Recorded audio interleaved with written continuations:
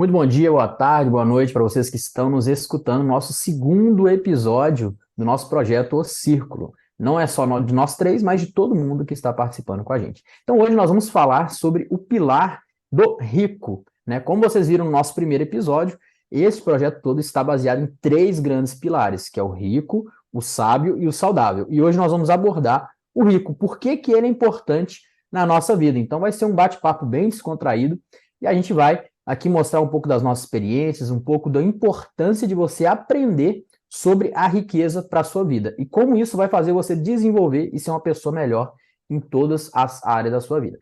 Então vamos agora entender um pouco a experiência, né? E eu convido aqui, né, o Lucas para explicar um pouco para a gente ali qual que é a importância quando você percebeu que o dinheiro, né, que a riqueza seria importante para a sua vida. Sim, pô, show de bola, né, cara? Então, para mim, pessoalmente, foi muito uma influência dos meus pais, porque quando eu era bem novo, acho que eu tinha uns 9, 10 anos de idade, eles já me deram o livro Pai Rico, Pai Pobre para eu ler, né? E eu li aquele livro todo lá, pô, pude pegar muitos dos ensinamentos que estavam ali. Só que na época, né, como eu não estava ganhando dinheiro, no máximo eu ganhava o quê? Uma mesada de R$ 10 por semana, ou por mês, não, acho que era até por mês, se bobear. Não tinha muito como eu aplicar aqueles princípios, né? Então acabou que foi uma coisa que eu li, peguei o conhecimento, mas por falta de prática acabei não abstraindo demais.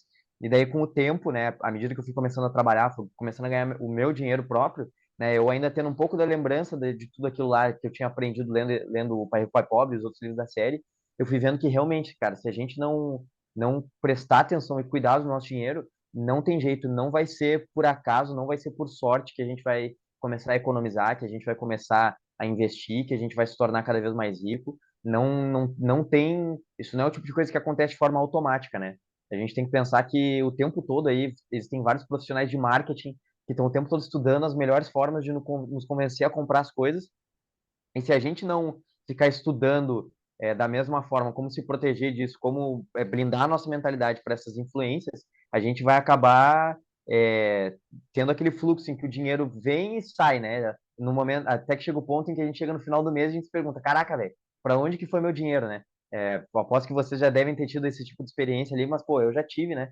O cara, pô, ganhou bastante dinheiro até num mês, mas chega no final do mês e pensa, cara, onde é que foi meu dinheiro, velho? Eu não comprei nada de muito grande, eu não fiz nenhuma viagem grande, mesmo assim eu não tô com a minha conta gordinha lá, o que que tá acontecendo?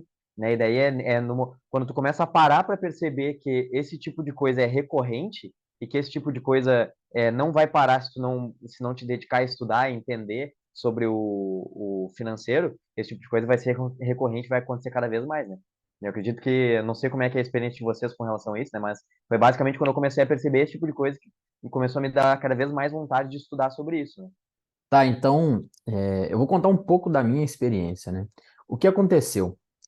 Eu, desde pequeno, né, meu pai sempre incentivou a dar mesadas pra gente, né? Eu tenho três irmãos e ele sempre dava mesada. Nunca foi muita coisa, né? Às vezes era R$ 10, 5, era um dinheiro para comprar um lanche, né? E eu sempre tive na minha ideia, na minha cabeça, que eu queria ter um dinheiro meu para comprar, às vezes, uma roupa, comprar um jogo que eu gostava muito de jogar, para comprar as minhas coisas sem ficar pedindo muito os meus pais, pedindo a minha família, que eu nunca gostei de pedir muito. Então, desde pequeno, eu já comecei a ter essa mentalidade, né? Meu pai sempre me incentivou muito a ter o porquinho, que a gente deixava o dinheiro, no final do ano estourava o porquinho, e ele perguntava: o que você quer fazer com o seu dinheiro que você juntou? Quer comprar alguma coisa? Né? E eu comecei a ver que se você colocasse uma moedinha de 1 centavo, de 10 centavos naquela época, né? Ainda tinha moedinha de 1 centavo, de 25 centavos, você colocava aquele moedinha todo dia, no final do ano, pô, aquele dinheiro era um cofrinho gigante, assim, você, caraca, tem dinheiro pra caramba, você passava contando ali, e aí isso foi me dando, incutindo na mente que, cara, se você juntar um pouquinho que seja, todo dia, toda semana, quando der, você vai ter no final do ano um dinheiro que você vai poder comprar suas coisas. Né? E a minha alegria era chegar no Natal, pegar o meu dinheiro e ir nos camelô, né, lá de Belo Horizonte, e comprar uns jogos, comprar uma roupa, comprar alguma coisa para mim, com o meu dinheiro ali, era uma alegria minha. Né? E mesmo sem ter um trabalho, ganhando um pouquinho mesada ali, de pouquinho em pouquinho, eu comecei a ter essa mentalidade. Eu comecei a ver que, pô, realmente, se a gente começar a juntar, a gente vai ter dinheiro para conquistar as nossas coisas no futuro. E é o que muitas pessoas às vezes não têm, né? E a culpa muitas vezes não é da gente, não é daquele adulto, a culpa não é do adulto que, hoje não sobra dinheiro nenhum, eu não sei o que eu faço. Muitas vezes a gente pode observar que esse comportamento ele veio dos pais, né? A forma que os pais criam os filhos interfere em muito toda a vida dos filhos. A gente pode achar que não, mas sim, né? Não só os pais, mas o ambiente que aquela criança conviveu durante a fase da criança, a pré-adolescência dela, né? Interfere a forma que ela vai ser um adulto. E pode ser mais difícil ele tirar alguns vícios, como o vício de querer gastar, né? Às vezes você tem aquele vício de sempre sair e gastar o seu dinheiro, né? Você observando, entendendo por que você faz isso, você consegue e compreender isso, né? E para onde a gente tem que olhar primeiro? Como foi a nossa história? E a nossa história ela vai determinar o nosso futuro. Então a minha experiência é essa. Depois que eu comecei a trabalhar, não mudou, né? Como eu sempre juntei um pouquinho em pouquinho, eu comecei a trabalhar, continuei de pouquinho em pouquinho, ia sempre juntando, ia sempre, né, tendo aquela alegria de chegar no final do ano, cara, consegui juntar isso de dinheiro, pô, legal. Ano que vem eu vou continuar fazendo isso. Né? Ah, chega o final do ano, você paga uma viagem para você com o seu dinheiro, você compra um presente para você com o seu dinheiro, é uma coisa muito boa, né? Então, isso aí interferiu muito na minha vida e continua interferindo. Sabe que isso é um negócio, né, em Cardozinho, antes de tu falar, né, sobre como é que foi a tua experiência, só pegando um gancho já, isso é um negócio que é muito louco que a gente vê, né, que as pessoas normalmente elas não são ensinadas esse tipo de coisa, né, a pessoa ela mesma tem que buscar aí por conta própria e aprender esse tipo de coisa, e isso não vale só para finanças, né, isso vale para praticamente todas as áreas da vida. A gente vive numa época em que a gente tem uma abundância de informação muito grande, mas as informações de qualidade, elas não são passadas automaticamente assim para os filhos e através das gerações, né? Hoje em dia, se o cara ele quer se tornar uma pessoa acima da média, ela não está sendo ensinada as coisas que ela precisa fazer na vida dela, como estudar, como se dedicar, como cuidar das suas finanças, como cuidar do seu corpo, como cuidar de tudo isso. Ela, por própria vontade, ela tem que ir atrás dos meios, dos professores corretos e buscar por si mesma como estudar esse tipo de coisa, né? Porque se a gente for partir só da influência das pessoas que estão na nossa volta, a gente vai acabar tendo o mesmo padrão que elas, né?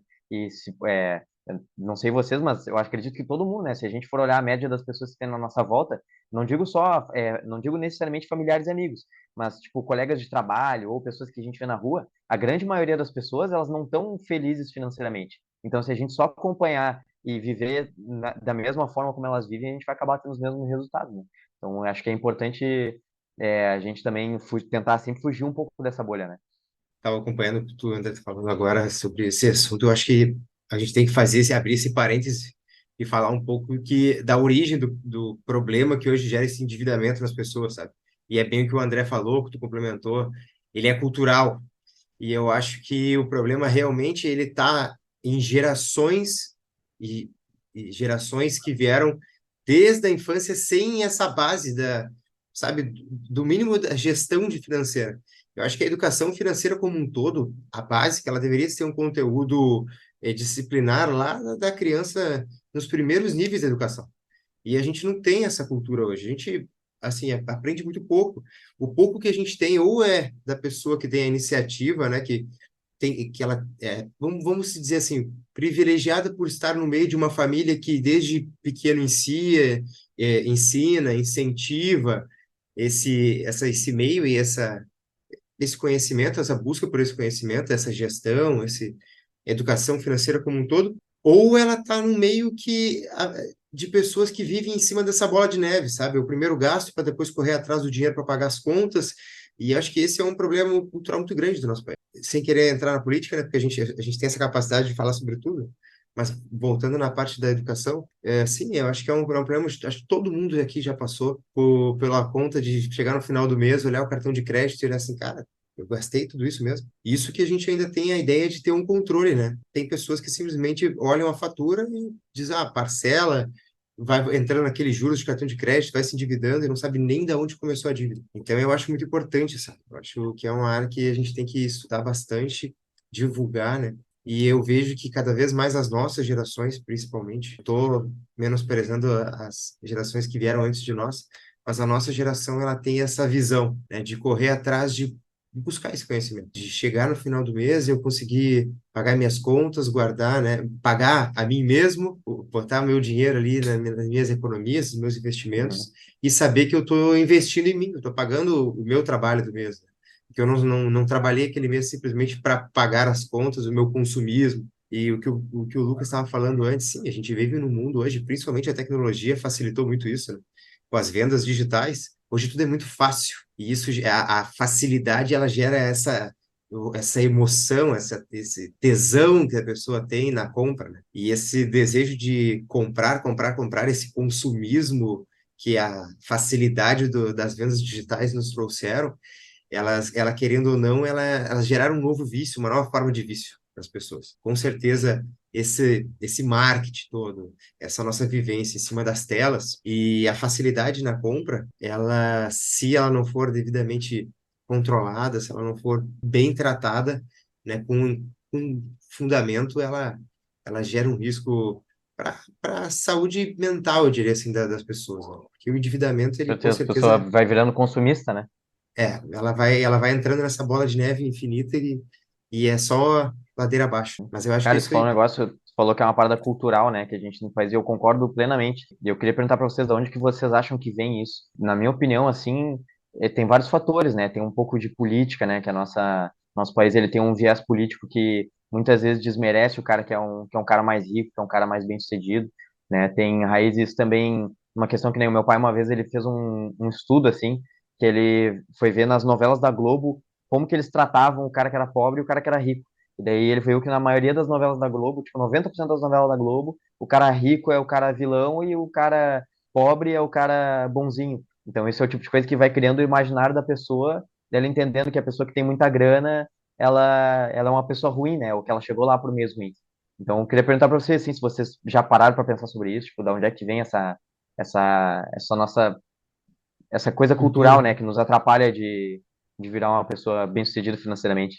Eu acho realmente, eu concordo com isso que você falou. Eu estava até pensando aqui que eu gosto muito de ler sobre a mente, né? Sobre o comportamento, a mente humana, como é que a gente forma os nossos padrões, né, cognitivos e realmente entra nisso. Entra nessa parte de o que você mais ouve quando você é criança, é adolescente ou até mesmo é adulto, você acaba internalizando aquilo mesmo sem saber, né? E quem nunca ouviu de um parente ou de um amigo falar assim: "Ah, aquele cara é rico, ele é salafrário, ele deve fazer lavagem de dinheiro. Ah, ele é rico, ele deve sonegar imposto. É Ah, ele político. né, é político. Ah, ele é rico porque nasceu herdeiro, né? É igual o Lucas falou ali, né? A nossa sociedade ela acaba menosprezando aquele empreendedor, aquela pessoa que saiu do zero e conquistou milhões, né? As pessoas acabam tendo muita inveja, em vez de falar assim, cara, como é que esse cara chegou aonde ele chegou? O que ele fez para chegar lá? Eu posso fazer a mesma coisa e chegar onde ele chegou. Mas não, ninguém quer olhar o processo das pessoas. Elas querem olhar a pessoa que chegou lá em cima e falar: ah, foi sorte. Tenho certeza que ele é herdeiro, ele conhecia alguém que deu dinheiro para ele. Né? É o que mais, por quê? O nosso país, como vocês falaram, é cultural, né? E não é só aqui, nessa questão de abominar os ricos, porém, né, fazendo um paralelo com os Estados Unidos, por exemplo, que lá tem muitas pessoas prósperas, muitas pessoas ricas e milionárias e bilionárias até. Né? A cultura dos Estados Unidos é totalmente contrária. Eles valorizam o empreendedor, eles valorizam a pessoa que abre a própria empresa, né? Tanto que a gente vê a pequena diferença de bolsa de valor, né? A nossa bolsa de valor aqui tem 500 empresas, lá tem mais de 2, 3, 4 mil empresas. Então lá eles valorizam, eles dão, caraca, você tem um negócio seu legal, vou incentivar, né? É fácil você pegar um dinheiro para você abrir o seu negócio, não tem tanta burocracia, né? Lá é incentivado, aqui é o contrário. Aqui é um desincentivo, há muito imposto, muita burocracia, muita cultura que as pessoas falam, pô, aquele cara é rico, né? Como eu falei agora, se você cresce ouvindo isso e acha que ser uma pessoa rica é ruim, que ser uma pessoa rica vai te trazer tristeza, você vê nas novelas, né? Ah, o rico é sempre o cara malvadão. Pô, por que você quer ser rico?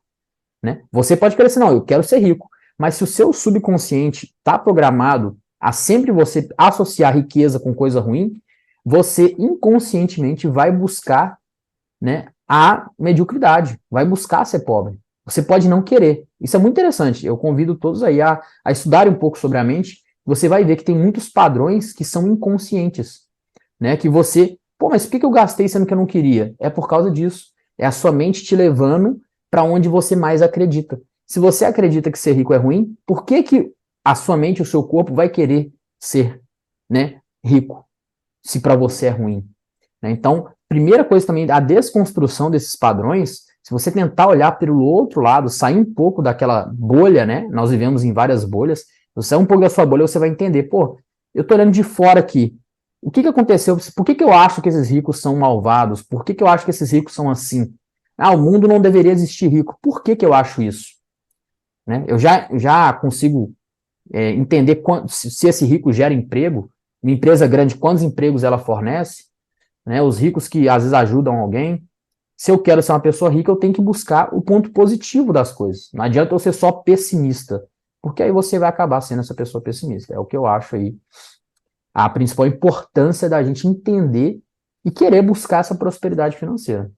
É que a gente tem uma cultura que mistura alguns conceitos que eu acho importante. Exemplo, o ter atenção com o próximo, o ter o cuidado com a pessoa mais fragilizada, ela não tem que ser uma cultura que puxa a nossa régua de satisfação e de nosso desenvolvimento para baixo. Na realidade, complementando isso que tu comentaste, eu acho que essa cultura do populismo, de que tem que ser sempre o comum a todos, isso gera um comodismo social de que se eu tenho o mínimo o suficiente para ter uma vida confortável, eu estou bem. E aí eu não preciso ir atrás do algo a mais. Eu estava lendo agora esses tempos uma matéria muito legal que dizia assim que se as pessoas entendessem que o concurso é um baita início de carreira, mas ela é uma prisão a longo prazo, as pessoas entenderiam que o empreendedorismo, por mais difícil que ele seja,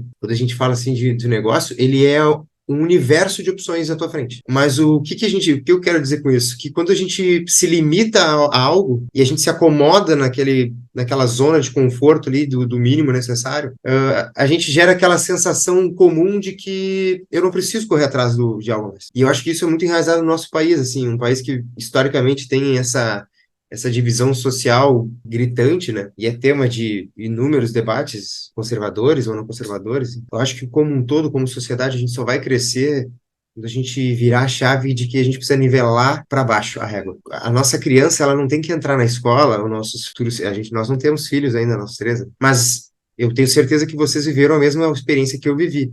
No ensino médio, por mais educação que nossos pais tivessem e nos deram, 90% do estudo ali, a gente queria fazer o quê? Passar de ano. Eu não estudava para aprender, eu estudava para passar de ano. A verdade é que se toda criança lá na essência tivesse a consciência, a maturidade, a cultura enraizada, né, que propiciasse para ela um ambiente que explicasse para ela desde cedo, olha, tu tá aprendendo aqui, tu vai usar para o resto da vida. A gente valorizaria muito mais. O problema é que hoje eu não posso pegar um livro assim, Pai Rico, Pai Pobre, né? Tô comentando, eu não posso pegar o livro Pai Rico, Pai Pobre e botar lá na sala de aula como leitura obrigatória, porque as crianças não vão ler. Por que que elas não vão ler? Porque não se criou a cultura da leitura mais, sabe? O problema não está em ir atrás do conhecimento. O conhecimento já é fácil. O conhecimento hoje está na tela do celular, do computador. Detalhe é que a gente tem que mudar essa cultura de sempre arrastar a régua para baixo.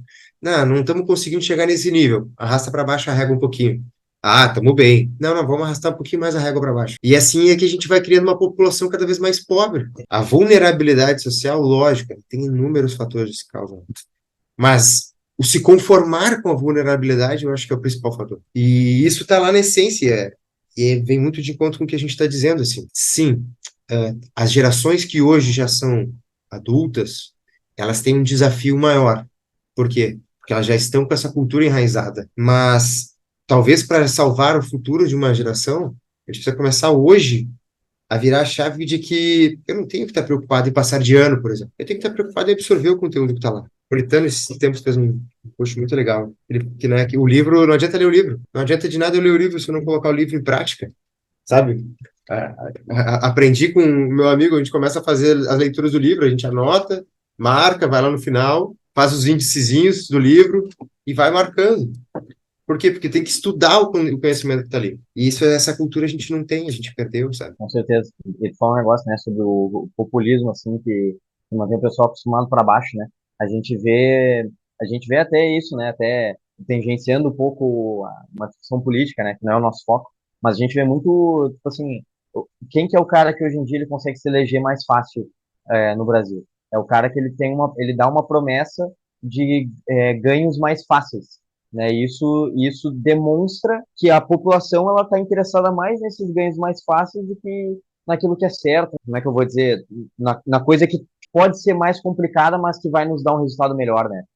A população, no geral, não está preocupada se essa coisa fácil que vai vir agora vai ter um custo no futuro. Não para pensar sobre isso, né? E eu acho que no fundo, esse é justamente o pensamento que nos torna pobres, né? Porque o que é um cara, como que é um cara bem-sucedido, né? A gente vê, todo mundo que fala sobre sucesso fala sobre isso. O cara bem-sucedido é aquele que consegue fazer concessões no presente, que faz sacrifícios no presente em prol de um futuro mais rico, de um futuro melhor. Enquanto o cara pobre faz o contrário, né? Isso o Robert Kiyosaki fala no Pai Rico, Pai Pobre. O que o cara pobre faz? Ele abre mão de uma riqueza futura por um conforto no presente, né? Então, e a gente vê isso no brasileiro médio, assim, a gente vê isso na nossa volta inteira, né? Tanto quando as pessoas têm um interesse na política, quanto no dia a dia delas, as pessoas elas muitas vezes preferem é, ter um interesse no agora, num conforto agora, do que abdicar daquilo por algo maior no futuro. E é engraçado porque às vezes a gente vê pessoas que até entendem isso, que elas querem fazer esse sacrifício, mas elas entram naquela autoindulgência, naquela procrastinação de, não, mas esse daqui tá tranquilo, agora vai ser mês que vem eu faço. Ou, não, agora eu só vou comprar esse negócio aqui porque eu tô precisando, né? E daí, justamente, ela entra nesse ciclo vicioso se ela não perceber que, cara, maluco, teu tempo tá passando, meu velho. E se tu não, e tu só tem o agora. Se tu não quebrar esse padrão no agora, tu só vai reforçar ele, vai ficar mais difícil tu quebrar esse padrão no futuro e tu vai entrar num buraco cada vez maior, né? E enquanto a pessoa não se liga disso, ela não sai dessa parada, né? Que nem o André falou dos tais dos hábitos inconscientes que a pessoa tem, né? Ela tem ideias, ela sabe, no consciente ela sabe o que ela precisa fazer, mas inconscientemente ela tem uma porrada de comportamento que está direcionando ela para a valeta, né? O Carl Jung, ele tem uma frase que é muito legal sobre isso, que ele fala que enquanto você não tornar o seu inconsciente consciente, ele vai... Não, enquanto você não tornar os conteúdos do seu inconsciente consciente, eles vão se manter no seu inconsciente, vão dirigir a sua vida e você vai chamar isso de destino, né? Então, tipo assim, aquela pessoa que ela acha que, cara, ela vai sempre viver daquela forma, que não tem alternativa para ela, mas é por quê? Porque ela não parou para fazer uma investigação mais profunda, né? Cara, quais são os motivos que estão me fazendo tomar essas atitudes erradas? Pô, eu sei que eu tenho que economizar, eu sei que eu tenho que fazer isso aqui, mas o que que tá me fazendo sempre entrar nesse erro? Então, enquanto a pessoa não se liga que ela tem que fazer esse estudo sobre ela vai se manter nesse ciclo, se manter sendo direcionado por esse inconsciente e vai se mantendo para a vala, né? É, para mim, algumas coisas que têm me ajudado a fazer isso, né? Uma delas, né? A gente entra numa parte de dica prática. É uma coisa que tem me ajudado muito que eu comecei a fazer esse ano, foi fazer uma avaliação semanal, né? Eu já ia falar uma avaliação semanal da semana, né? Mas não entrei nesse aí. Mas foi fazer uma avaliação semanal das minhas finanças. Então, hoje em dia, todo domingo, eu abro uma planilha lá, pego os meus gastos do mês, né? Que são todos, eu faço todos eles no cartão, pego todos os meus gastos do mês, planilho, né, e com base nisso eu consigo observar, cara, tô gastando muito nisso daqui, então para a próxima semana eu já não posso gastar tanto nisso daqui, né, daí eu alio isso com uma estratégia de orçamento, de definir em porcentagem, né, pô, 10% vai ser para diversão, 10% vai ser para economia, 55% vai ser para gastos necessários, e daí com base nesse orçamento eu vou me planejando para o que eu vou fazer no futuro, né, porque isso me ajuda a tomar consciência justamente dessas atitudes que eu tô tendo, né? Então, esse é o tipo de coisa que me ajuda. Não sei se vocês têm estratégias como essa daí também para não se desvirtuar tanto assim, né, desse caminho da riqueza. Cara, bem interessante isso que você falou aí. Eu achei muito. Tava pensando aqui, né? Refletindo aqui. E isso aí pode ser até um tema de um podcast inteiro. A gente falar sobre por que que as pessoas abrem mão, não querem abrir mão do agora para colher no futuro, né? A gente entra em várias coisas. Tem a teoria, tem um teste que foi feito com marshmallow, com criança nos Estados Unidos, que eles avaliaram. Tem várias coisas que não cabe agora, porque senão vai ficar muito grande. Mas a gente pode sim abordar esse tema. É um tema muito bom para a gente abordar mais para frente. E só voltando rapidinho aqui, o que o Cardoso estava falando, que as pessoas, né, não querem sair do seu status quo, né? Ou seja, eu estou na minha vidinha, eu não quero buscar algo além, porque é muito difícil, é muito complicado, né? E aí eu vou trazer uns dados estatísticos para você que é cético, que acha que a gente está falando da boca para fora, que a gente fala aqui, né? Então, trouxe alguns dados estatísticos aqui, né? Que foi a BlackRock, que é uma empresa de investimentos dos Estados Unidos, ela fez uma pesquisa com os brasileiros para entender sobre o brasileiro, o que o brasileiro acha sobre as finanças. E eles tiveram 3 resultados muito interessantes, né? Eles perguntaram, né, eles descobriram, na verdade, que 7% dos entrevistados não conversam com ninguém quando tomam uma decisão financeira importante, né? Então, 7%, pô, pouca gente. Tá bom, o restante conversa. Sim, às vezes pode só ir, né, falar com amigo, pô, tô comprando um carro, né? Mas eles não pedem opinião, eles conversam. 21% das pessoas não se sentem confiantes quando tomam decisões sobre poupar. Então, 1/5 das pessoas já não se sentem confiantes. E 29%, quase 30% das pessoas não se sentem confiantes quando tomam decisões sobre investimentos, né? E isso entra no fato de que, né, 65% dos brasileiros que foram entrevistados afirmam que a informação sobre investimentos é difícil de entender, né? Por quê? Entra também naquela questão lá da mídia, do jornal. Porque quando a gente vê um filme, uma novela que fala sobre investimento, o que você pensa? Gráfico, número, não sei o quê, é só cara que é muito inteligente que consegue entender, né, que é muito difícil, é muito complicado. E aí quando você fala para a pessoa assim, cara, você sabe alguma coisa sobre investir o seu dinheiro que está guardado? A pessoa fala, não, é muito complicado, é muito complexo. E aí se você com 5 minutos explica um tipo de investimento, às vezes ou 2 tipos que é tranquilo de você investir, ela, caraca, tão simples assim? É. Mas por que as pessoas não sabem? Porque falta, né, não é que falta informação, mas falta um direcionamento, né? Hoje em dia a gente tem as redes sociais, que acaba muitas vezes mais atrapalhando que ajudando, se você não sabe como manusear, mas, por outro lado, se você sabe onde buscar informação, como buscar informação, ela pode ser uma mão na roda. Porque imagina antigamente, né, na nossa época, eu creio que o Cardoso também deve ter passado por isso, a nossa época, para você fazer um trabalho na escola, não tinha Google, né? Eu não sou tão velho assim, eu tenho quase 30 anos, mas era o quê? Era Barça. Você tinha que pegar aquela Barça, que esse conjunto de Barça que os pais compravam do A até o Z, e tinha que ir buscando, né? Isso incentivava você a querer buscar as coisas. Hoje em dia, até um trabalho, você pega o celular, pum, joga no Google, tem a resposta. É muito fácil você criar A as coisas. E aí, partir... quando... Pode falar. Não, eu ia dizer que a galera dos anos 90, que nasceu nos anos 90, sabe bem isso aí, né? O Né? pessoal que As nasceu nos Barças, 2000 para frente não sabe enciclopédia. isso. Não, aí quando chegou a internet fica muito fácil. E essa facilidade vai levando as pessoas a querer o mais fácil, o mais rápido. A gente vê hoje em dia o próprio Instagram. Por que que os stories era curto? Por que que os reels são vídeos de até 1 minuto e meio? Porque as pessoas não querem aprender algo, não querem ficar meia hora aprendendo uma coisa, né? Elas querem algo fácil, que vai ficar rindo, que vai ficar divertindo, que vai ser algo que vai relaxar a mente, né? Muitas vezes está estressado, está nervoso, quer fazer o quê? Quer relaxar a mente. Vou ver uma coisa de comédia, de não sei o quê, né? Mas e a sua vida? O que você está fazendo para melhorar? Né? Você não tem paciência muitas vezes, porque não foi, né, seus pais, sua educação, a escola não ensina, né? Eu vi um vídeo muito interessante que a pessoa estava até falando, não lembro de quem foi, mas a pessoa estava falando que os pais, eles valorizam muito a nota dos filhos, mas não valorizam o processo do estudo que o filho teve para chegar à nota. Isso realmente. Quando o pai falou assim, pô, você tirou 10, parabéns. Ok. Você valorizou o quê? A nota dele, o 10.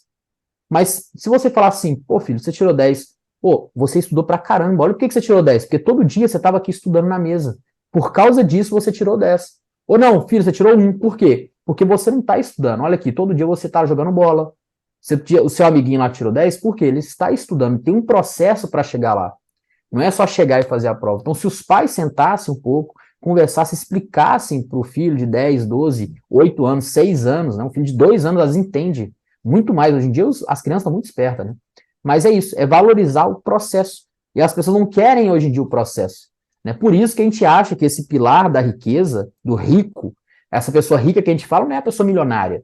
Não é uma pessoa, às vezes, que ganha 5 mil reais, ela pode ser muito rica. Porque é uma pessoa que ganha 5 mil, mas tem uma casa, tem um carro, tem um investimento dela, consegue viajar, consegue sair com os amigos, consegue aproveitar a vida. Cada um tem o seu jeito de aproveitar a vida. Não O quer dizer rico que é o quão vocês... bem a pessoa vive, né? Com aquilo que ganha. Sim. Inclusive, né? Voltando aqui pro nosso poema do Shakespeare, que eu adorei esse poema aí que foi apresentado aí pelo Esse poema Círculo da ficou muito Amizade. bom, né, cara? É, o Shakespeare ele fala, né, que você aprende que não é o que você tem, mas quem você é. O que importa na vida não é o que você tem, mas quem você é.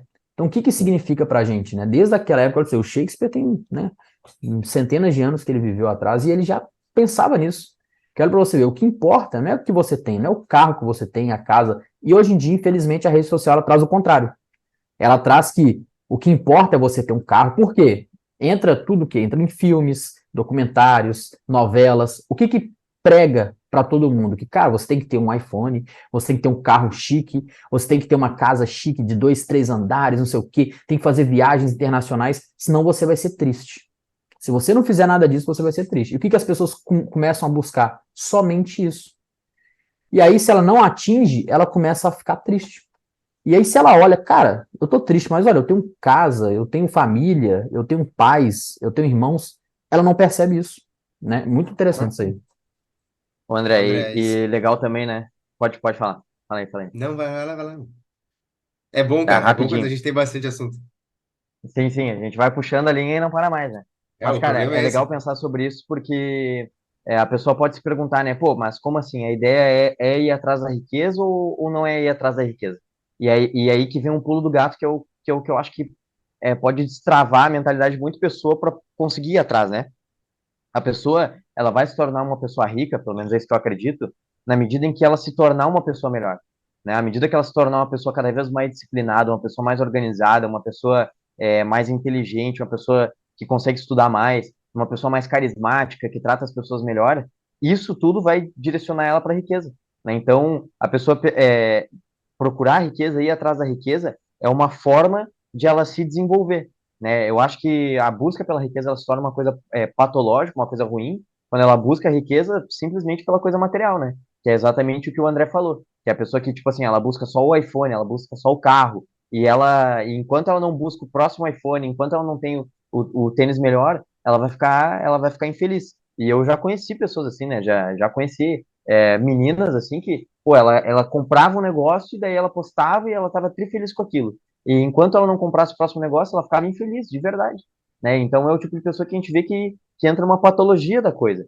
né? Que ela desvirtua a função da coisa, né? Do meu ponto de vista, a gente tem que buscar riqueza pela pessoa que a gente vai se tornar buscando riqueza. E por tudo aquilo que a gente vai conseguir fazer com o dinheiro, né? Entender o dinheiro como simplesmente uma ferramenta de troca, uma ferramenta que vai nos possibilitar ajudar mais pessoas e ir atrás de projetos cada vez melhores, e não como uma coisa em si, né? Porque ninguém consegue comer papel, ninguém consegue comer ouro, comer dinheiro, ninguém consegue ficar feliz só por causa disso, né? A gente vai se tornar mais feliz à medida que isso nos trouxer maiores experiências e maiores ganhos, né?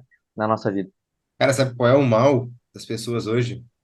Não é, talvez, além dessa falta de visão do contexto geral da definição da palavra riqueza, é a frustração imediata, sabe? Eu acho que as pessoas hoje elas buscam a riqueza naquela, eu quero achar o pote de ouro no final do arco-íris.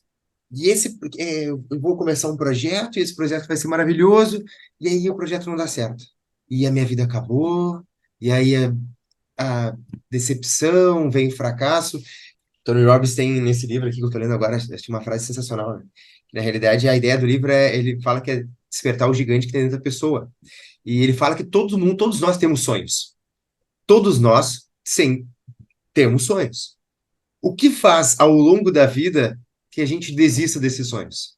É que, por vezes, a gente permite que alguns fracassos momentâneos, algumas desilusões, elas sufoquem, abafem e escondam os nossos sonhos atrás disso. E a ideia dele de despertar o gigante interior, né, que a gente tem dentro da gente, é justamente saber lidar com as frustrações e saber, cara, ressurgir das cinzas e correr atrás. A riqueza, ela não tá assim, ela não é que eu vou pegar ela aqui agora, ela é totalmente palpável. Não, ela tem que ser conquistada. E a riqueza é na amplitude máxima da definição da palavra. A gente não tá falando, a gente está falando, lógico, que a nossa função é falar hoje sobre a ideia do rico, né? Mas é o rico em todas as áreas da vida. E a gente se acostumou com a ideia de que o fracasso ele dói, ele decepciona e eu não quero mais. E a gente se acostuma, a gente, eu digo, a cultura a gente se acostumou a desistir fácil, né? Sabe? Então é isso, assim, é desenvolver a ideia de que a riqueza ela não é facilmente conquistada, mas ela está ali, ela está ao nosso alcance e ela está ao alcance de todo mundo. Tu pode concluir, concluir. Não, eu acho que é assim, cada um carrega consigo o peso da sua cruz, né? Cada Uhum. um carrega a sua história de vida, isso molda a nossa personalidade, faz nós sermos quem nós somos, enfim. Mas então eu sei que a riqueza Para uns ou para outros, ela tem um caminho, uma jornada mais difícil. Mas o que a gente quer mostrar aqui é que primeiro a gente precisa acreditar que ela é possível, Uhum. né? E o que o André mostra, o que tu mostra, no fim, é isso, sabe? A ideia, né, que a gente estava tratando como um todo, assim, voltando um pouco naquela linha ali do populismo. Cara, o que me assusta hoje, e eu sou um jovem como diz o André, de quase 30, mas o que me assusta hoje é que são pessoas com quase o dobro da minha idade que ainda não conseguem entender, por exemplo, que o país não investe o dinheiro dele, ele não tem uma empresa que trabalha para ele. Quem trabalha para ele, né, o país arrecada dinheiro e depois ou redistribui e o gerencia conforme o governo que estiver no comando, é mediante o nosso trabalho, é mediante o que nós produzimos. E aí eu vejo as pessoas dizendo assim, não, mas aí eles vão nos ajudar, eles vão nos dar um bolsa, não sei o quê. Eu falei, lógico, cara, é muito bom, porque existem pessoas que precisam, que estão numa situação de vulnerabilidade social. O problema é que a grande maioria que não precisa e está lá atrás desse dinheiro não entende, é que o governo não está fabricando moeda. O governo não está imprimindo o real à toa, ele não está dizendo assim, não, agora o real vale, 1 euro vai valer R$ 1. Não, não é isso. Existe um complexo que as pessoas não entendem. Mas isso parte da essência de que, assim, ó, cara, da teoria máxima de que não existe almoço grátis. O André, que é um entusiasta de economia, ele vai saber nos dizer, ele é economista nato, cara, não existe almoço grátis. Entenda isso de uma vez por todas na sua vida. Não existe almoço grátis. Tudo tem um preço, né? Essa ideia vem daquela máxima de que se alguém te convidou para te pagar um almoço, ele pode ser teu amigo, mas alguma coisa tem ali. Nem, entendeu? Um vendedor, ele não te paga um almoço simplesmente porque ele quer ser teu amigo.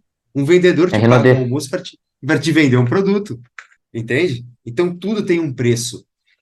É só que as pessoas têm que aprender, as pessoas, nós, como um todo, temos que aprender a pagar esse preço. E ele cobra caro. Ele cobra, talvez, a matéria-prima, né? Eu sou teimoso nessa expressão. Ele cobra de nós o que nós temos de mais precioso, que é a nossa juventude. É o tempo. O bem mais precioso que nós temos na vida é o tempo, né? Ele é mensurável, mas talvez valorável não seja tanto, porque nas mais diversas situações o tempo ele age, ele tem a capacidade de mudar a nossa vida. Para passar para vocês, porque eu falo muito, mas Tony Robbins fala, né, que ele chegou para um evento e ele estava sobrevoando uma cidadezinha, acho que estava indo para Orange County para fazer dos seminários dele, e aí ele olhou assim e ele passou por um prédio, ele estava de helicóptero, passou por um prédio. E aí ele falou assim, cara, 10 anos atrás eu era zelador naquele prédio. Para tu ver como hoje, aí ele continuou a viagem dele. Quando ele estava chegando próximo do local do evento, ele viu que avenidas estavam congestionadas e ele falou assim, bah, tomara que não tenha sido nenhum acidente, né? Que as pessoas que estavam previstas para ir para o evento consigam chegar a tempo. E quando ele chegou no evento, que inicialmente estava previsto para 2.000, se não me engano, 2 ou 5 mil pessoas, tinha o dobro de pessoas esperando na rua para assistir o evento. E ele falou assim, como o tempo consegue mudar as coisas. 10 anos atrás, eu estava ali sem perspectiva nenhuma, feliz, talvez, com o meu salário mínimo. E a virada de chave na nossa mente é o que faz a gente ter a força necessária para mudar a ideia de que, não, eu não quero me contentar com o mínimo. Eu sei que eu posso mais. Eu acho que esse é o diferencial, né, Ah, gente? show de bola. Então, já indo para o finalmente aqui, né? Último dado que eu quero trazer para vocês para entender por que que está tudo conectado. O rico, o sábio e o saudável. Então, foi feita a pesquisa também, né? Outras pesquisas, que eu vi, né? 57% dos divórcios de casais são por causa de problemas financeiros, né? Então, o problema financeiro, essa questão de você não estudar, não entender, não querer entender, ele vai afetar todas as áreas da sua vida, seja a parte sábia e seja a parte da sua saúde. Você vai ficar estressado, nervoso, vai, né, prejudicar toda a sua vida. Então é só para trazer para vocês sobre tudo isso que a gente falou, que é muito importante você sim começar a aprender um pouco mais, ou querer sair do comodismo. É isso que a gente está falando, sair desse status quo, esse comodismo que a gente vive, muitas vezes, para buscar algo além. E esse algo além é o quê? Você entender um pouco mais sobre as suas finanças, sobre a sua vida financeira, que vai interferir em todo mundo à sua volta. E para finalizar, gente, eu quero que cada um Mande aqui rapidinho um livro que mudou a sua vida nessa questão financeira para os ouvintes ali, ou para quem estiver vendo no vídeo, no podcast, no vídeo, você consiga, né, anotar ali e já começar a ler o livro que mudou a sua vida. Eu vou deixar já o meu primeiro aqui. Para mim, o livro que foi fundamental para mim é Os Segredos da Mente Milionária. Tá? Então não vou abordar sobre esse livro, senão vai gastar muito tempo, mas convido a você a ler a sinopse, ver o trailer dele ali no YouTube rapidinho, tem como ver o resumo do livro, e leia esse livro que realmente vai fazer a diferença na sua vida. Fala aí o restante aí, o que vocês acham? Livros? Eu sou suspeito para falar, eu gosto muito do Pai Rico, Pai Pobre, porque eu acho que ele passa uma visão muito simples da ideia de como valorizar o seu dinheiro. Então, para mim, esse é o livro básico, inicial, introdutório, que é divisor de águas, assim. Acho que se todo jovem adolescente começasse a ler, tivesse essa noção aqui do que ele traz de ensinamentos para nós, a gente já conseguiria ter uma diferença significativa. Com certeza. Pai Rico, Pai Pobre é muito bom. Para mim, a minha escolha é O Homem Mais Rico da Babilônia. Pô, esse livro aí, ele é um livro muito simples, muito fácil de ler, Esse porque é são top. várias histórias, né? Eles são várias histórias, então não é um livro maçante, não é um livro técnico, é um livro simples, e os ensinamentos que ele dá ficam, sabe? Só para dar uma palhinha de um, né? Tem um momento no livro que ele fala assim que, da onde que surgiu, né? Parênteses, da onde que surgiu aquela ideia do pague a si mesmo primeiro? Foi desse livro, até onde eu sei, né? Por quê? Porque nesse livro, o que que ele explica? Que se todo o dinheiro que tu recebe, tu gasta ele com a tua moradia, com as tuas roupas, com a tua alimentação, tu não é diferente de um escravo. O que um escravo faz? Ele trabalha e a recompensa dele é o quê? É ganhar comida, alimento e um lugar para viver ali e de preferência, né, sem o mestre dele bater nele. Né? Essa é a vida de um escravo, uma vida extremamente ruim. E se tu vive de uma forma na qual o teu dinheiro, ele nem, tu nem segura ele na tua mão, ele só vem e já vira roupa, alimento, moradia. Tu tá virando igual um escravo. Tá vivendo igual um escravo. Né? Então ele fala que tu tem que pagar a si mesmo primeiro. Tu tem que reservar uma parte do teu dinheiro para construir a tua riqueza, que essa riqueza vai trabalhar para ti.